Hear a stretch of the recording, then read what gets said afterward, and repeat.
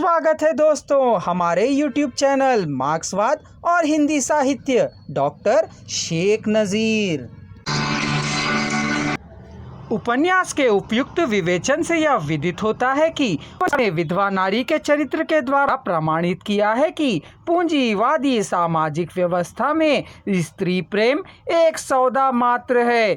यदि स्त्री आर्थिक बल पर ऊपर भी उठती है फिर भी अपनी रक्षा के लिए उसे किसी एक पुरुष का आश्रय ग्रहण करना ही पड़ता है और आश्रय का मूल्य केवल पैसों से नहीं बल्कि अपना शरीर देकर चुकाना पड़ता है।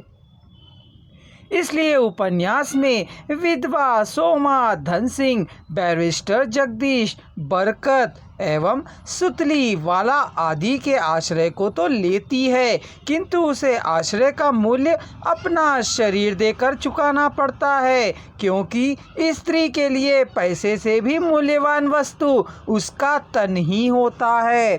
उपन्यास में यह जिस पुरुष का भी आश्रय लेती है उसे ही अपना पति मानकर चलती है। वह अपने जीवन में इज्जत और रक्षा पाने के लिए किसी एक पुरुष की पत्नी बनकर रहना चाहती है, किंतु उसे अपने जीवन में कोई भी ऐसा पुरुष ना मिला जो सीमा को या फिर सोमा को अपनी बनाकर रख सके।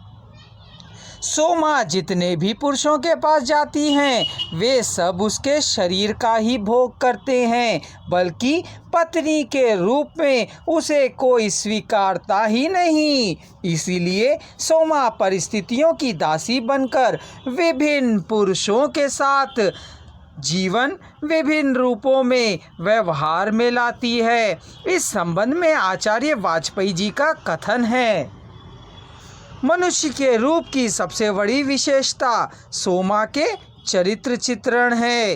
इस चरित्र में जीवन के चढ़ाव और उताव और उसके साथ परिवर्तित होने वाली मनोगति का सूक्ष्म और वास्तविक जीवन के अनुरूप चित्रण हुआ है।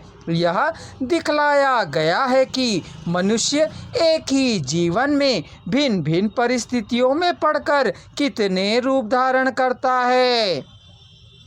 अब बात स्पष्ट है कि सोमा अनेक पुरुषों के अत्याचारों एवं बलात्कारों को सहन करती हुई भी वह अपने स्त्रीत्व का स्थान पर इसीलिए दांव पर लगा देती है कि हर वक्त संकट और अपमानपूर्ण स्थिति से उभर सके।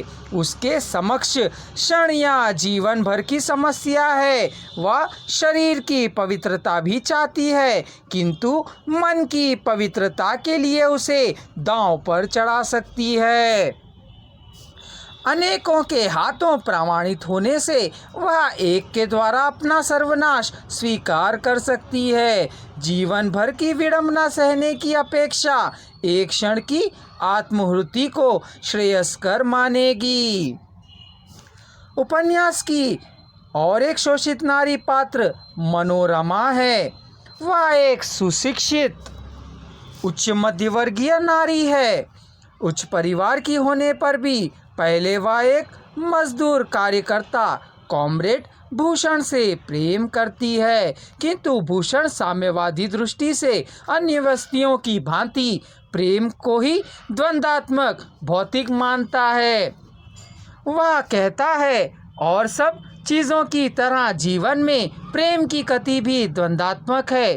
प्रेम सफलता और सहायता के लिए है। यदि वह छिछला और विथला रहे तो वह असंगत वासना मात्र बन जाता है, और यदि जीवन में प्रेम या आकर्षण का संयम विवेक से ना हो तो वह जीवन के लिए घातक हो जाता है।